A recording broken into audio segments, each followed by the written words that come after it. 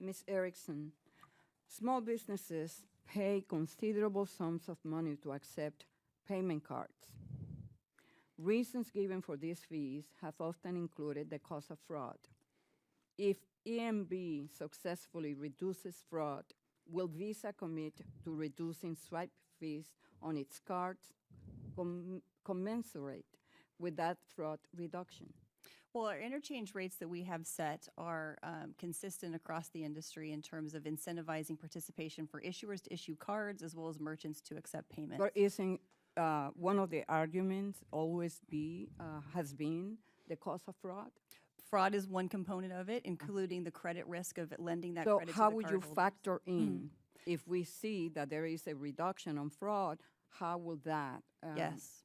Well, unfortunately, the criminals continue to invest in strategies and being able to commit fraud as well. So we need to continue to invest in the ability to address that fraud. So even though EMV is one technology that's going to help drive fraud down, we need to continue to invest in analytics and other types of authentication technologies that continue to stay one step ahead of the criminals, because unfortunately they're going to continue to try to do that as well.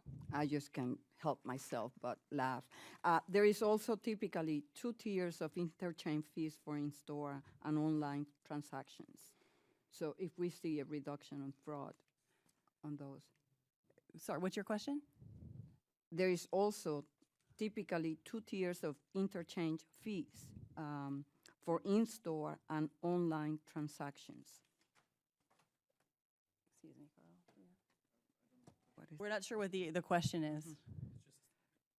No, it's a statement. Oh, okay. Yeah.